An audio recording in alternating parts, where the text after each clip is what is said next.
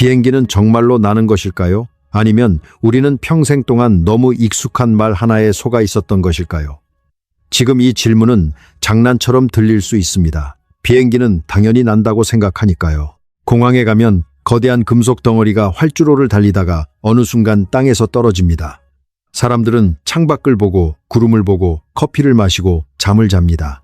아무도 그 순간마다 심장이 멈출 만큼 놀라지 않습니다. 왜냐하면 우리는 이미 비행기가 난다는 사실에 익숙해졌기 때문입니다. 그런데 바로 그 익숙함이 가장 위험한 함정입니다. 어릴 때 누군가가 우리에게 물었습니다. 비행기는 어떻게 날까? 우리는 학교에서 배웠습니다. 날개 위쪽은 둥글고 아래쪽은 비교적 평평하다.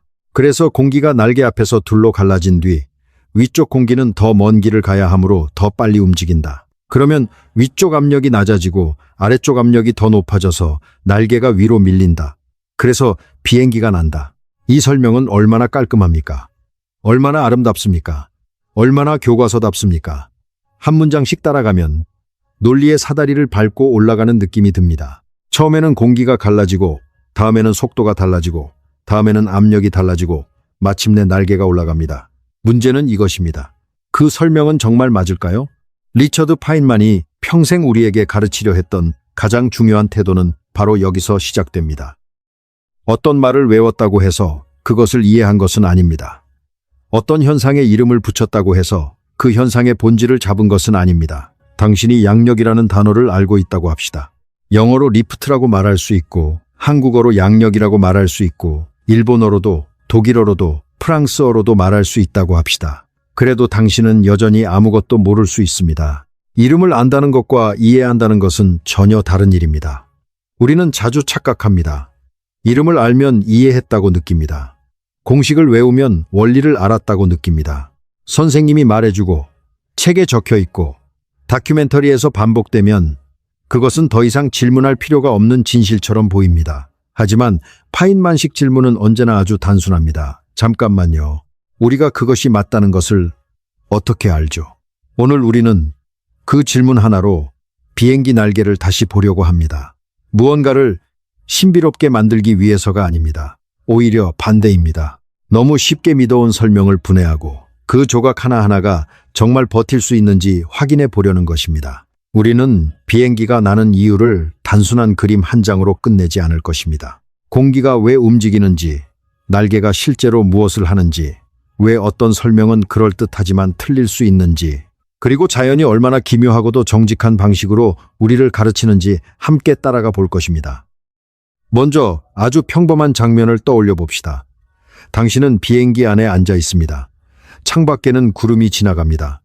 기장은 고도가 10,000m라고 말합니다. 당신 아래에는 도시도 바다도 산도 없습니다. 그저 공기뿐입니다. 그런데 이 공기는 이상한 물질입니다. 당신이 손으로 휘저으면 거의 저항이 없는 것처럼 느껴집니다. 우리는 매일 공기 속을 걸어 다니고 숨을 쉬고 문을 열고 닫습니다. 공기는 너무 가볍고 투명해서 없는 것처럼 느껴집니다. 그런데 그 보이지 않는 공기가 수백 톤짜리 비행기를 떠받치고 있습니다. 생각해보면 이보다 더 이상한 일이 있을까요? 수백 톤의 금속, 연료, 화물, 좌석, 음식, 승객, 짐이 모두 하나의 거대한 물체 안에 들어 있습니다. 그리고 그 물체는 땅에서 10,000m나 떨어진 허공에 떠 있습니다. 줄도 없습니다. 기둥도 없습니다. 마법도 없습니다. 그곳에서 비행기를 붙잡고 있는 것은 단 하나, 비행기와 주변 공기 사이의 물리적 상호작용입니다. 그리고 그 상호작용은 비행기 무게와 맞먹는 힘을 계속 만들어내야 합니다. 한 번만이 아닙니다. 몇 초만이 아닙니다. 몇 시간 동안 계속 그래야 합니다. 실수 없이, 멈춤 없이, 끊임없이. 그렇다면 이 질문은 아주 중요해집니다. 도대체 날개는 공기에게 무엇을 하고 있는가? 여기서 많은 사람들이 익숙한 설명을 꺼냅니다. 날개 위쪽은 둥글다. 아래쪽은 평평하다. 공기는 날개 앞에서 위아래로 갈라진다. 위쪽 길이 더 길기 때문에 위쪽 공기는 아래쪽 공기와 동시에 뒤쪽 끝에 도착하려면 더 빨리 가야 한다. 공기가 빨리 움직이면 압력이 낮아진다. 그래서 아래쪽 압력이 위쪽보다 커지고 날개가 위로 밀린다. 이것이 교과서에서 흔히 보아온 설명입니다. 이 설명을 들으면 마음이 편합니다. 왜냐하면 그림이 쉽기 때문입니다. 위로 둥근 날개를 그립니다. 공기 흐름을 위아래로 그립니다. 위쪽 선은 길게, 아래쪽 선은 짧게 그립니다. 그리고 화살표를 붙입니다. 빠른 공기, 낮은 압력, 높은 양력. 한 장면으로 모든 것이 설명되는 것처럼 보입니다. 과학 설명은 이렇게 간단해야 하는 것처럼 느껴집니다. 하지만 파인만은 여기서 멈추지 않았을 것입니다. 그는 아마 고개를 갸웃하며 이렇게 물었을 것입니다. 왜 두 공기 흐름이 뒤에서 동시에 만나야 하지? 이 질문은 너무 단순해서 오히려 사람들이 묻지 않습니다. 날개 앞에서 갈라진 공기가 뒤에서 다시 만난다는 말은 그럴듯합니다. 그러나 그럴듯하다는 것은 증거가 아닙니다. 자연은 우리의 그림에 맞춰 행동하지 않습니다. 공기 분자들은 친구 사이가 아닙니다. 날개 앞에서 갈라진 두 공기 덩어리가 뒤쪽에서 다시 만나기로 약속한 적도 없습니다. 위쪽 공기와 아래쪽 공기가 서로 시간을 맞추기 위해 전화통화를 하는 것도 아닙니다. 그들을 동시에 만나게 만드는 보이지 않는 끈도 없습니다. 그렇다면 물어야 합니다. 어떤 물리 법칙이 그것을 요구합니까? 어떤 방정식이 두 흐름이 반드시 같은 시간에 뒤쪽 끝에 도착한다고 말합니까? 대답은 없습니다. 유체역학 어디에도 그런 법칙은 없습니다. 이것은 자연 법칙이 아니라 인간이 만든 편리한 상상에 가깝습니다. 누군가가 보기 좋게 설명했고, 다른 사람이 그것을 베꼈고, 다시 다른 사람이 그것을 가르쳤고, 그렇게 수십 년 동안 반복되었습니다. 그리고 어느 순간 그 설명은 의심하지 않는 상식이 되었습니다. 하지만 실제 공기 흐름을 측정해보면 어떻게 될까요? 실험은 매우 냉정합니다. 바람 터널에서 날개 주변의 공기 흐름을 관찰하면 위쪽을 지난 공기는 아래쪽을 지난 공기와 동시에 뒤쪽 끝에 도착하지 않습니다. 오히려 위쪽 공기는 훨씬 더 빨리 지나갑니다. 조금 빠른 정도가 아닙니다. 이미 날개 뒤쪽을 한참 지나갔는데 아래쪽 공기는 아직 도착하지 못한 경우도 있습니다. 다시 말해 그 유명한 동시 도착 설명은 실제 자연이 하는 일과 맞지 않습니다. 이제 첫 번째 균열이 생겼습니다. 하지만 균열은 여기서 끝나지 않습니다. 과학에서 좋은 방법 중 하나는 발레를 찾는 것입니다. 설명이 정말 맞다면 다른 상황에서도 버텨야 합니다. 설명이 오직 예쁜 그림 한 장에서만 작동한다면 그것은 깊은 이해가 아닙니다. 첫 번째 발레를 봅시다. 대칭 날개입니다. 위쪽과 아래쪽 모양이 같은 날개가 있습니다. 위쪽 경로와 아래쪽 경로가 같다면 방금 말한 오래된 설명에 따르면 양력은 없어야 합니다. 위쪽 공기가 더 긴 길을 갈 필요가 없으니까요. 속도 차이도 없고 압력 차이도 없고 따라서 위로 밀어 올리는 힘도 없어야 합니다. 그런데 실제로 대칭 날개는 잘 날 수 있습니다. 적절한 각도로 공기를 만나면 충분한 양력을 만들 수 있습니다. 모양의 비대칭이 없는데도 말입니다. 두 번째 발레는 더 직관적입니다. 고개 비행을 생각해 봅시다. 비행기가 거꾸로 뒤집혀서 날아갑니다. 오래된 설명에 따르면 날개가 거꾸로 뒤집히면 둥근 면이 아래로 가고 평평한 면이 위로 가야 합니다. 그러면 양력은 아래쪽으로 작용해야 하는 것처럼 보입니다. 다시 말해 비행기는 하늘로 올라가는 것이 아니라 땅으로 더 세게 밀려야 합니다. 그러나 고개 비행기는 거꾸로도 납니다. 물론 조종사가 조종관을 조작하고 날개의 받음각을 바꾸어야 하지만 핵심은 분명합니다. 날개 위아래 길이 차이만으로는 이 현상을 설명할 수 없습니다. 세 번째 발레는 더 웃기고 더 강력합니다. 종이 비행기입니다. 아이들이 교실에서 접어 날리는 종이 비행기를 보십시오. 복잡한 곡면도 없습니다. 정교한 항공기 날개 모양도 없습니다. 그저 접힌 종이입니다. 위아래 길이 차이로 설명하기 어렵습니다. 그런데도 종이 비행기는 날아갑니다. 물론 오래 날 수도 있고 곧 떨어질 수도 있지만 분명히 공기와 상호작용하며 떠오르고 미끄러집니다. 어쩌면 모든 어린이는 교실에서 책보다 더 정직한 실험을 하고 있었던 셈입니다. 이제 우리는 중요한 지점에 왔습니다. 오래된 설명은 조금 부족한 정도가 아닙니다. 핵심 가정이 잘못되었습니다. 두 공기 흐름이 동시에 만나야 한다는 이유가 없습니다. 대칭 날개를 설명하지 못합니다. 거꾸로 나는 비행기를 설명하지 못합니다. 종이 비행기를 제대로 설명하지 못합니다. 과학에서 이렇게 많은 발레를 만나면 우리는 겸손해져야 합니다. 설명이 예뻐도 외우기 쉬워도 오래 반복되었어도 자연 앞에서는 다시 물어야 합니다. 그렇다면 진짜로 무슨 일이 일어나는 것일까요? 파인만식으로 해봅시다. 먼저 모든 장식을 버립시다. 날개의 곡률도 잠시 잊고 압력이라는 어려운 단어도 잠시 내려놓고 가장 단순한 원리에서 시작해봅시다. 뉴턴의 제3법칙입니다. 당신이 어떤 것을 밀면 그것은 당신을 반대로 밉니다. 아주 오래된 법칙이고 너무 단순해서 사람들이 가끔 그 힘을 잊어버립니다. 하지만 자연은 단순한 법칙을 매우 깊은 방식으로 사용합니다. 자동차를 타고 창문 밖으로 손을 내밀어 본 적이 있습니까? 물론 실제로는 조심해야 하지만 경험을 떠올려 봅시다. 손바닥을 수평으로 놓으면 공기가 지나가면서 약간의 저항을 느낍니다. 그런데 손끝을 살짝 위로 들어 손바닥에 각도를 주면 갑자기 손이 위로 들리는 힘을 느낍니다. 손이 마치 보이지 않는 물결 위에 올라탄 것처럼 위로 밀립니다. 무슨 일이 일어났을까요? 당신의 손은 공기를 아래로 밀었습니다. 그러자 공기는 손을 위로 밀었습니다. 이것이 양력의 가장 기본적인 모습입니다. 날개는 공기를 아래로 밀어냅니다. 그러면 공기는 날개를 위로 밀어 올립니다. 비행기가 하늘에 머물려면 날개는 계속해서 엄청난 양의 공기를 아래로 보내야 합니다. 이것을 뒤쪽에서 보면 하강 기류가 생깁니다. 실제로 비행기 뒤에는 공기가 아래로 휘어 내려가는 흐름이 존재합니다. 이것은 상상이 아니라 측정할 수 있는 현상입니다. 큰 비행기가 지나간 뒤에 생기는 복잡한 소용돌이와 후류도 이와 연결되어 있습니다. 이 설명은 대칭 날개에도 적용됩니다. 대칭 날개라도 적절한 받음각으로 공기를 만나면 공기를 아래로 휘게 할 수 있습니다. 그러면 공기는 날개를 위로 밀어 올립니다. 거꾸로 나는 비행기도 설명됩니다. 거꾸로 뒤집힌 비행기는 조종을 통해 날개의 받음각을 조절하고 여전히 공기를 아래로 밀어냅니다. 종이 비행기도 설명됩니다. 종이 비행기는 아주 단순한 형태지만 앞으로 나아가면서 공기를 아래로 밀고 그 반작용을 받아 잠시 떠 있을 수 있습니다. 하지만 여기서 조심해야 합니다. 우리는 단순한 설명을 얻었다고 해서 모든 것을 끝냈다고 생각하면 안 됩니다. 파인만식 이해는 한층에서 멈추지 않습니다. 날개가 공기를 아래로 민다는 말은 본질을 잘 잡은 설명입니다. 그러나 이제 새로운 질문이 생깁니다. 날개는 어떻게 공기를 아래로 휘게 할까요?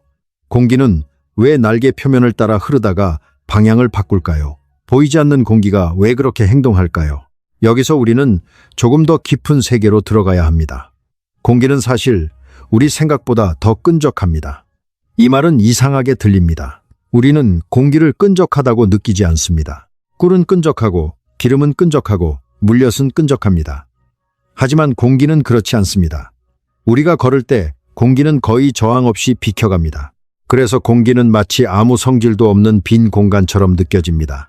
그러나 분자 수준에서 보면 공기에도 점성이 있습니다. 아주 작지만 분명히 있습니다. 그리고 그 작은 점성이 날개 주변에서 결정적인 역할을 합니다. 공기가 날개 표면에 닿을 때 매우 중요한 일이 일어납니다. 표면에 바로 붙은 공기층은 날개 표면에 대해 거의 정지합니다. 이것을 직관적으로 받아들이기 어려울 수 있습니다. 공기가 빠르게 지나가는데 왜 표면에 닿은 공기는 멈춰 있을까요? 하지만 이것은 유체역학에서 매우 잘 확인된 사실입니다. 물이 관을 흐를 때도 관 벽에 바로 닿은 물은 벽에 대해 거의 움직이지 않습니다.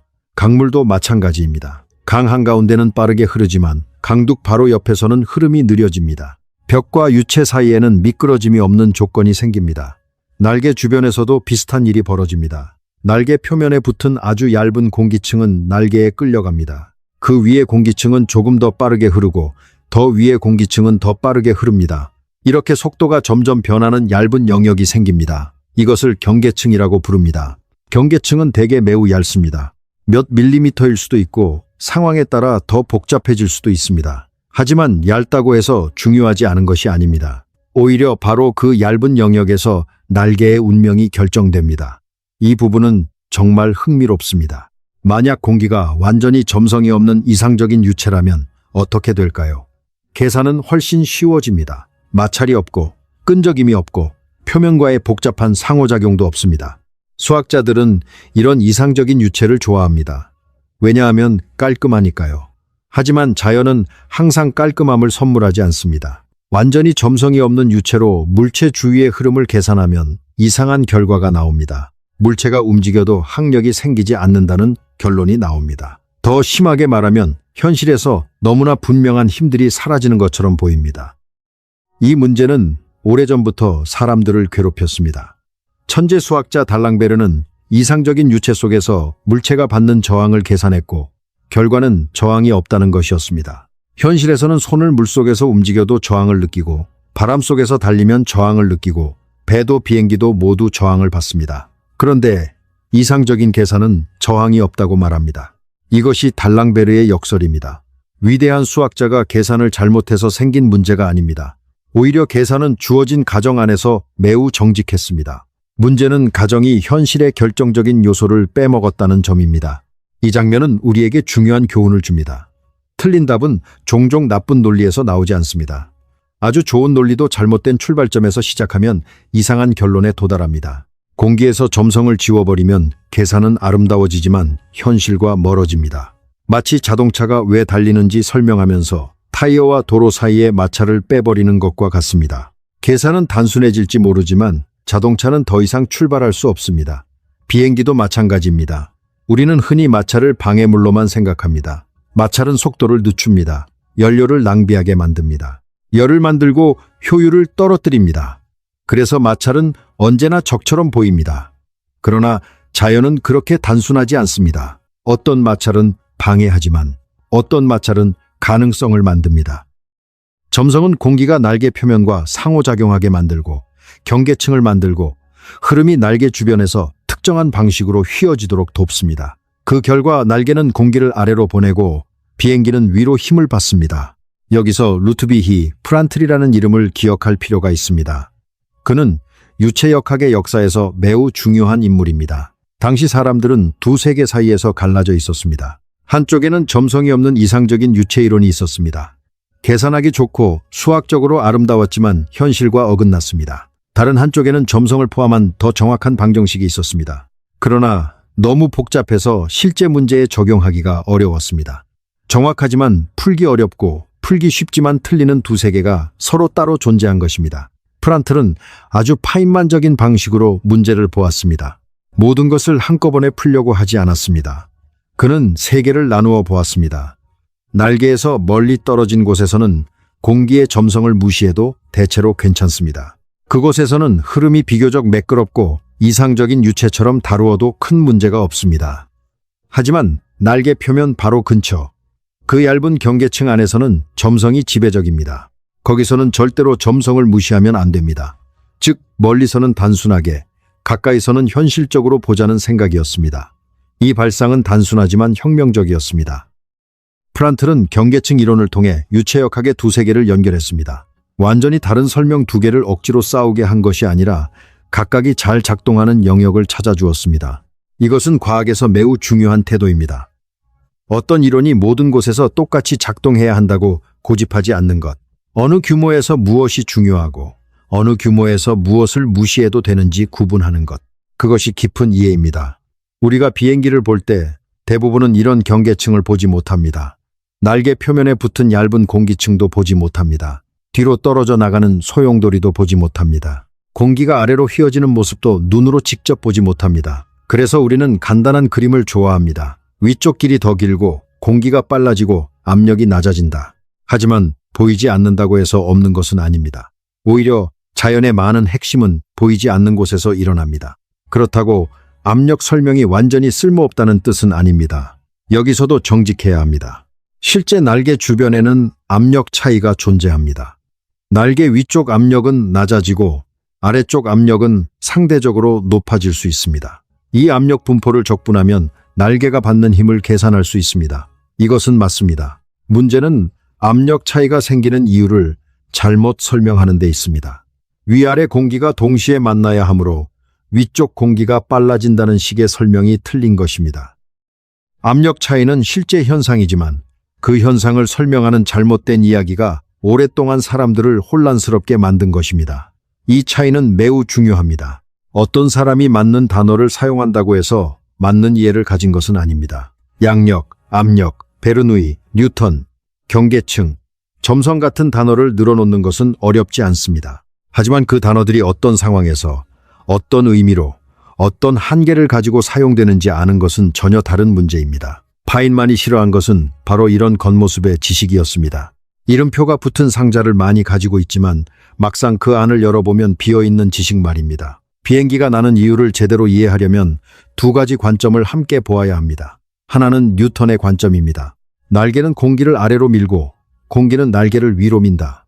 다른 하나는 압력의 관점입니다. 날개 주변의 흐름이 휘어지고 빨라지고 느려지면서 표면에 압력 분포가 생기고 그 압력의 합이 위쪽 힘을 만든다. 이 둘은 서로 싸우는 설명이 아닙니다. 같은 현상을 다른 언어로 보는 것입니다. 진짜 문제는 어느 하나를 너무 단순화해서 마치 그것만으로 모든 것이 끝난 것처럼 말하는 데 있습니다. 과학을 배울 때 우리는 자주 한 문장짜리 답을 원합니다. 왜 하늘은 파란가? 왜 얼음은 미끄러운가? 왜 비행기는 나는가? 왜 시간은 한 방향으로 흐르는가? 그리고 누군가가 짧고 깔끔한 답을 주면 우리는 안심합니다. 하지만 자연은 시험지의 빈칸처럼 만들어져 있지 않습니다. 어떤 질문은 한 층의 답으로 시작하지만 곧 더 깊은 층으로 이어집니다. 하늘이 파란 이유를 말하려면 빛의 산란을 알아야 하고, 빛의 산란을 말하려면 전자기파와 분자의 상호작용을 알아야 하고, 더 깊이 들어가면 양자역학까지 연결됩니다. 그렇다고 첫 번째 설명이 쓸모없다는 뜻은 아닙니다. 단지 그것이 마지막 설명이 아니라는 뜻입니다. 비행기 날개도 그렇습니다. 공기를 아래로 민다는 설명은 매우 강력하고 직관적입니다. 그러나 그것이 어떻게 가능한지 묻기 시작하면 우리는 점성, 경계층, 순환, 압력 분포, 박리, 난류 같은 세계로 들어갑니다. 그리고 그 세계는 훨씬 더 복잡합니다. 복잡하다고 해서 두려워할 필요는 없습니다. 복잡함은 신비주의가 아닙니다. 복잡함은 우리가 아직 더 자세히 보아야 한다는 신호입니다.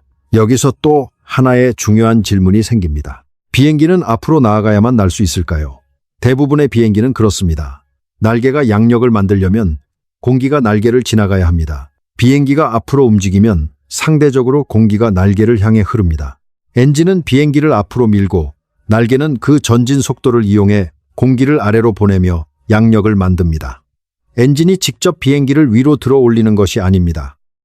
물론 헬리콥터나 수직 이착륙기는 다른 방식이 있지만 일반적인 비행기에서 엔진의 핵심 역할은 앞으로 나아가게 하는 것입니다. 위로 드는 힘은 주로 날개가 만듭니다. 이것도 많은 사람들이 헷갈리는 부분입니다. 제트 엔진이 강력하게 뒤로 가스를 뿜기 때문에 비행기가 하늘로 올라간다고 생각할 수 있습니다. 하지만 여객기가 순항할 때 엔진은 주로 항력을 이기고 속도를 유지합니다. 그 속도 속에서 날개가 엄청난 양의 공기를 아래로 휘게 하고 그 반작용으로 비행기가 떠 있습니다. 그래서 비행기는 너무 느려지면 위험합니다.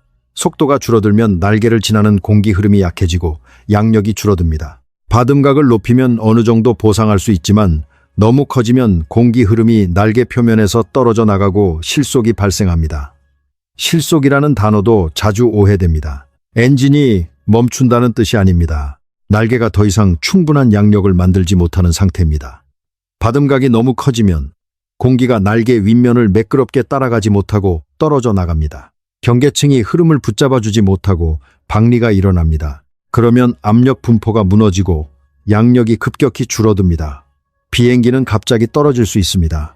이것은 날개가 공기를 아래로 휘게 하는 능력을 잃는 순간이라고 볼 수 있습니다.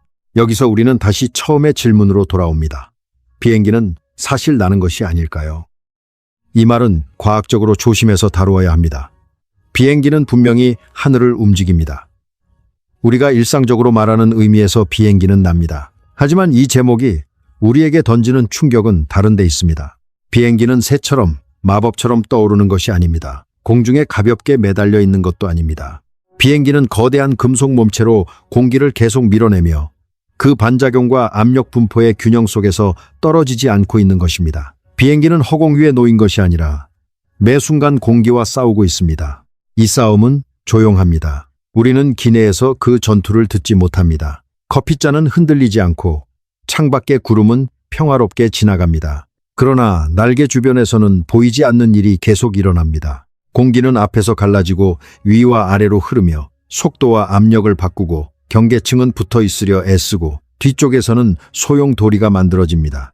날개는 공기의 방향을 바꾸고 공기는 날개를 밀어 올립니다. 이 모든 일이 한순간도 멈추지 않아야 합니다. 그리고 바로 이 지점에서 자연의 아름다움이 나타납니다. 많은 사람들은 과학이 세상의 아름다움을 빼앗는다고 생각합니다. 비행기가 나는 이유를 알면 더 이상 신기하지 않을 것이라고 생각합니다. 무지 속에 남겨두어야 경이로움이 유지된다고 생각합니다. 파인만은 정반대로 생각했습니다. 꽃을 보면 시인은 아름답다고 말합니다. 과학자는 그 꽃잎의 세포와 색소와 진화와 벌과 빛의 상호작용을 봅니다. 그렇다고 아름다움이 줄어들까요? 아닙니다. 오히려 더 많아집니다. 보이는 아름다움 위에 보이지 않는 아름다움이 더해집니다. 비행기도 마찬가지입니다. 그냥 비행기가 난다고만 생각하면 우리는 하나의 장면만 봅니다. 그러나 조금 더 이해하면 완전히 다른 세계가 보입니다. 날개 위를 스치는 얇은 경계층이 보입니다. 공기가 아래로 휘어지는 흐름이 보입니다. 뒤쪽으로 남는 소용돌이가 보입니다. 뉴턴의 법칙이 보이고 압력의 분포가 보이고 인간이 수백 년 동안 쌓아온 수학의 흔적이 보입니다. 그때 비행기는 더 이상 단순한 교통수단이 아닙니다. 그것은 자연 법칙과 인간 지성이 잠시 균형을 이루는 움직이는 실험실입니다. 그런데 여기에 더 깊은 아이러니가 있습니다. 우리는 비행기를 만들고 설계하고 운항합니다. 항공기는 매일 전 세계 하늘을 오갑니다. 엔지니어들은 날개를 계산하고 시뮬레이션하고 시험하고 개선합니다. 우리는 이 기술을 매우 잘 사용합니다. 하지만 유체의 가장 근본적인 방정식인 나비의 스토크스 방정식에 대해서는 아직 완전히 끝난 이야기를 갖고 있지 않습니다. 이 방정식은 점성을 가진 유체의 움직임을 설명합니다. 물, 공기, 기름, 피, 대기의 흐름, 바다의 흐름, 날개 주변의 흐름 모두와 연결됩니다. 그런데 이 방정식의 해가 언제나 매끄럽게 존재하는지, 어떤 조건에서 특이한 일이 생길 수 있는지에 대한 깊은 수학적 문제는 아직도 인류가 완전히 해결하지 못했습니다. 이것은 놀라운 일입니다. 우리는 완전히 이해하지 못한 방정식을 매일 사용합니다. 비행기는 뜨고, 배는 움직이고, 날씨는 예측되고, 터빈은 설계됩니다. 실용적인 수준에서는 엄청난 성공을 거두었습니다. 그러나 수학의 가장 깊은 층에서는 아직 미해결의 문이 남아 있습니다. 이것이 과학의 진짜 모습입니다. 과학은 모든 것을 알고 있다고 떠드는 태도가 아닙니다. 과학은 우리가 무엇을 알고, 무엇을 근사적으로 알고, 무엇을 아직 모르는지 구분하려는 정직한 노력입니다. 이 정직함이 중요합니다. 사람들은 과학을 종종 확신의 체계라고 오해합니다. 과학자는 답을 가진 사람이라고 생각합니다. 하지만 좋은 과학자는 오히려 질문을 잘하는 사람입니다. 그는 아는 척하지 않습니다. 모르는 것을 모른다고 말합니다. 틀린 설명이 아름답게 포장되어 있어도 그것이 틀렸다면 버릴 준비가 되어 있습니다. 파인만은 이런 태도를 누구보다 강하게 보여주었습니다. 자연은 당신이 속일 수 없는 상대입니다. 다른 사람을 속일 수는 있습니다. 자신을 잠시 속일 수도 있습니다. 하지만 자연은 결국 실험으로 대답합니다. 우리가 비행기 양력에 대해 배운 잘못된 설명도 바로 이 문제를 보여줍니다. 그 설명을 가르친 사람들이 모두 어리석었던 것은 아닙니다. 많은 경우 그들은 더 쉬운 설명을 찾고 있었을 뿐입니다. 아이들에게, 일반인에게 빠르게 이해시키기 위해 간단한 이야기를 만든 것입니다. 그러나 쉬운 설명은 조심해야 합니다.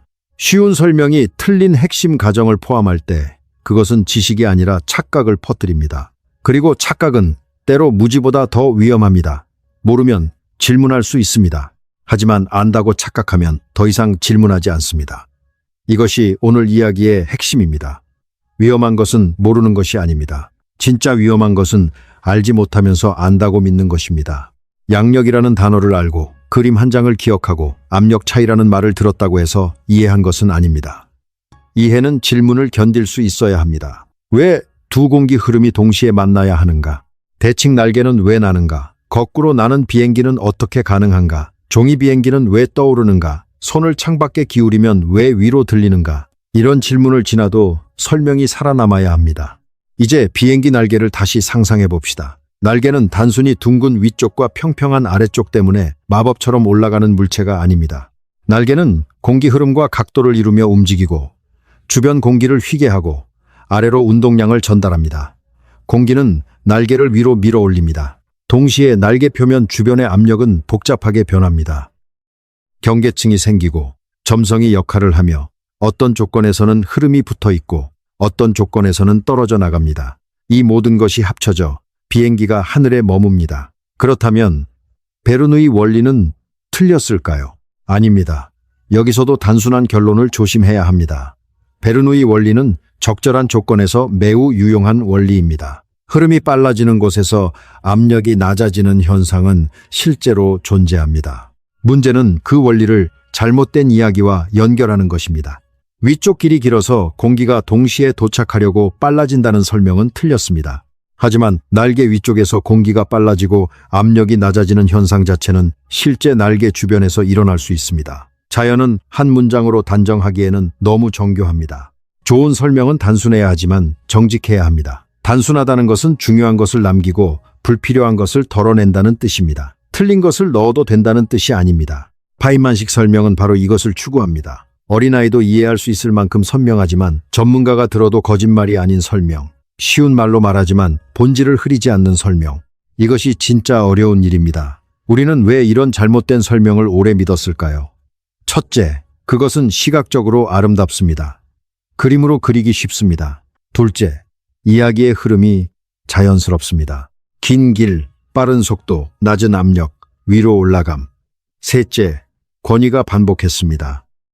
책에 있고, 수업에 있고, 영상에 있고, 시험에도 나옵니다. 사람은 반복되는 말을 진실로 느끼기 쉽습니다. 그러나 과학의 기준은 반복 횟수가 아닙니다. 과학의 기준은 자연과 만능가입니다. 비행기가 나는 이유에 대한 진실은 우리 삶의 다른 문제와도 닮아 있습니다. 우리는 많은 것을 이름으로만 압니다. 행복, 성공, 사랑, 시간, 에너지, 우주, 의식, 죽음. 우리는 이런 단어들을 자주 말합니다. 하지만 정말 이해하고 있을까요? 누군가가 그럴듯한 설명을 주면 우리는 안심합니다. 그러나 파인만식으로 묻는다면 질문은 달라집니다. 그 말이 무슨 뜻인가? 그것을 어떻게 확인할 수 있는가? 발례는 없는가? 내가 지금 이해한 것인가? 아니면 단지 익숙한 말을 반복하고 있는 것인가?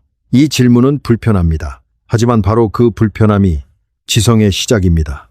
진짜 배움은 편안한 암기가 아닙니다. 진짜 배움은 머릿속에 있던 그림이 깨지는 순간 시작됩니다. 비행기는 날개 위쪽 길이가 길어서 난다고 믿었는데 사실은 그렇게 단순하지 않다는 것을 알게 되는 순간 우리는 잠시 당황합니다. 하지만 그 당황을 견디면 더 깊은 세계가 열립니다. 잘못된 확신이 무너진 자리에 더 정직한 이해가 들어옵니다. 과학은 신비를 없애는 과정이 아닙니다. 과학은 가짜 신비를 걷어내고 진짜 신비를 드러내는 과정입니다. 비행기가 나는 이유를 잘못 설명하면 우리는 얕은 신비에 머뭅니다. 그런데 실제 공기의 흐름을 이해하기 시작하면 더 큰 경이로움이 생깁니다. 보이지 않는 공기가 어떻게 힘을 전달하는지, 얇은 경계층이 어떻게 거대한 비행기의 운명을 바꾸는지, 작은 점성이 어떻게 수학의 역설을 해결하는지, 인간이 어떻게 자연 법칙을 이용해 하늘을 건너는지 알게 됩니다. 이제 공항에서 비행기를 볼 때 당신은 조금 다르게 볼 수 있습니다. 활주로를 달리는 비행기는 단순히 속도를 올리는 것이 아닙니다. 날개가 공기와 대화를 시작하는 것입니다. 처음에는 충분한 흐름이 없어서 비행기는 땅에 붙어 있습니다. 속도가 올라갈수록 날개를 지나는 공기의 양이 늘어납니다. 받음각과 흐름이 맞아 들어가고 날개는 더 많은 공기를 아래로 보냅니다. 어느 순간 양력이 무게와 같아지고 조금 더 커지면 바퀴가 땅을 떠납니다. 사람들은 이륙했다고 말합니다. 하지만 물리학의 언어로 말하면 비행기와 공기 사이의 힘의 균형이 바뀐 것입니다. 순항 중에도 비행기는 계속 떨어지려 합니다. 중력은 한순간도 쉬지 않습니다. 비행기는 중력을 이긴 것이 아닙니다. 중력과 계속 균형을 맞추고 있는 것입니다. 날개가 양력을 만들고 엔진이 항력을 이기고 조종면이 자세를 조절하고 공기 흐름이 끊임없이 반응합니다. 비행은 정적인 상태가 아니라 동적인 균형입니다. 모든 것이 움직이고 모든 것이 조정되고 모든 것이 관계 속에서 유지됩니다. 이것은 인생과도 묘하게 닮아 있습니다. 우리는 안정이라는 것을 가만히 멈춰 있는 상태라고 생각합니다. 하지만 실제 안정은 끊임없는 조절일 때가 많습니다. 자전거가 쓰러지지 않는 것은 멈춰 있어서가 아니라 움직이기 때문입니다. 비행기가 떠 있는 것은 허공에 고정되어 있어서가 아니라 공기와 계속 상호작용하기 때문입니다. 이해도 마찬가지입니다. 한번 배운 답에 멈춰 있으면 지식은 굳어버립니다. 계속 질문하고 확인하고 수정할 때 이해는 살아 있습니다. 파인만이 우리에게 남긴 가장 큰 유산은 특정한 공식이 아닙니다. 물론 그는 위대한 물리학자였고 놀라운 업적을 남겼습니다. 그러나 더 중요한 것은 그의 태도입니다. 그는 복잡한 것을 단순하게 보려 했지만 단순함을 핑계로 거짓말하지 않았습니다. 그는 권위를 두려워하지 않았고 자신의 무지를 숨기지 않았고 자연 앞에서 정직하려 했습니다. 그는 묻고 또 물었습니다. 왜 그런가? 어떻게 아는가? 무엇을 확인했는가? 그 설명은 정말 작동하는가? 오늘 비행기 이야기는 단지 항공역학 이야기가 아닙니다. 이것은 우리가 세상을 이해하는 방식에 대한 이야기입니다. 우리는 얼마나 많은 잘못된 설명을 아름답다는 이유로 믿고 있을까요? 얼마나 많은 말을 이름만 알고 이해한다고 착각하고 있을까요? 얼마나 많은 질문을 선생님이 말했으니까, 책에 있으니까, 모두가 그렇게 말하니까 멈춰버렸을까요? 비행기는 사실 나는 것이 아니다라는 말은 도발적입니다. 그러나 그 안에는 중요한 의미가 있습니다. 비행기는 우리가 상상한 단순한 방식으로 나는 것이 아닙니다. 비행기는 교과서의 예쁜 그림처럼 공기 두 줄이 뒤에서 손잡고 만나서 올라가는 것이 아닙니다. 비행기는 공기를 아래로 밀고 공기는 비행기를 위로 밀며 그 과정에서 점성, 경계층, 압력, 소용돌이, 운동량이 모두 함께 작동합니다. 비행기는 자연을 속여서 나는 것이 아니라 자연 법칙에 철저히 복종하기 때문에 납니다. 이 사실은 오히려 더 아름답습니다. 자연 법칙은 감정도 없고 친절하지도 않고 우리를 위해 예외를 만들어주지도 않습니다. 그런데 인간은 그 차가운 법칙을 관찰하고 질문하고 실험하고 계산하고 실패하고 다시 시도했습니다. 그리고 마침내 수백 톤의 금속을 하늘에 올렸습니다. 이것은 기적이 아닙니다. 기적보다 더 대단한 것입니다. 이해의 결과입니다. 질문의 결과입니다. 틀린 설명을 버릴 용기의 결과입니다. 당신이 다음에 비행기를 탈 때 창가에 앉아 날개를 한번 바라보십시오. 그 날개는 조용해 보일 것입니다. 아무 일도 하지 않는 것처럼 보일 것입니다. 그러나 실제로는 엄청난 일이 벌어지고 있습니다. 보이지 않는 공기 분자들이 표면을 따라 흐르고 얇은 경계층이 생기고 압력이 변하고 공기가 아래로 휘어지고 뒤쪽으로 복잡한 흔적이 남습니다. 그리고 그 모든 과정이 당신을 하늘에 머물게 합니다. 그 순간 당신은 선택할 수 있습니다. 그냥 비행기가 난다고 생각하고 지나칠 수도 있습니다. 아니면 잠시 멈추어 질문할 수도 있습니다. 어떻게 이것을 아는가? 어떤 설명이 정말 맞는가? 나는 지금 이름을 아는 것인가? 아니면 이해하고 있는 것인가? 이 작은 질문 하나가 세상을 바꿉니다. 세상이 갑자기 달라지는 것이 아닙니다. 당신의 눈이 달라집니다. 우리는 어쩌면 너무 많은 답을 너무 빨리 얻는 시대에 살고 있습니다. 검색하면 답이 나오고 영상은 짧게 요약해주고 누군가는 항상 자신 있게 말합니다. 하지만 자신감과 진실은 같은 것이 아닙니다. 목소리가 크다고 맞는 것도 아닙니다. 설명이 간단하다고 항상 옳은 것도 아닙니다. 그래서 더더욱 필요한 것은 파인만식 태도입니다. 천천히 묻는 것, 당연한 말 앞에서 멈추는 것, 예쁜 설명을 의심하는 것, 자연이 실제로 무엇을 하는지 보려는 것. 오늘 우리가 본 것처럼 비행기 날개의 진실은 교과서의 한 줄보다 훨씬 더 풍부합니다. 그것은 뉴턴의 법칙과 압력의 분포, 점성과 경계층, 수학의 역설과 인간의 실험 정신이 만나는 이야기입니다. 그리고 이 이야기는 우리에게 하나의 단순한 교훈을 줍니다. 깊이 이해할수록 세계는 작아지지 않습니다. 오히려 커집니다. 더 자세히 볼수록 신비는 사라지지 않습니다. 오히려 더 정교하고 더 놀랍고 더 아름다운 모습으로 나타납니다. 그러니 오늘부터 하나만 해봅시다. 너무 익숙한 설명을 들을 때마다 마음속으로 조용히 물어보십시오. 잠깐만, 내가 이것을 정말 이해하고 있나? 그 질문은 당신을 불편하게 만들 수 있습니다. 하지만 그 불편함은 좋은 신호입니다. 그것은 생각이 깨어나는 소리입니다. 지식이 암기에서 이해로 넘어가는 순간입니다. 세상을 남의 말로 보는 것이 아니라 자신의 눈으로 보기 시작하는 순간입니다. 비행기는 단순히 나는 것이 아닙니다. 비행기는 자연 법칙과 끊임없이 협상하며 하늘에 머무는 것입니다. 그리고 우리는 단순히 아는 것이 아닙니다. 우리는 질문할 때 비로소 이해하기 시작합니다. 오늘 이 영상을 보고 있다면 댓글에 하나의 질문을 남겨주십시오. 당신이 오랫동안 당연하다고 믿었지만 이제 다시 의심해보고 싶은 것은 무엇입니까? 과학에 관한 질문도 좋고 우주에 관한 질문도 좋고 시간, 빛, 에너지, 죽음, 삶에 관한 질문도 좋습니다.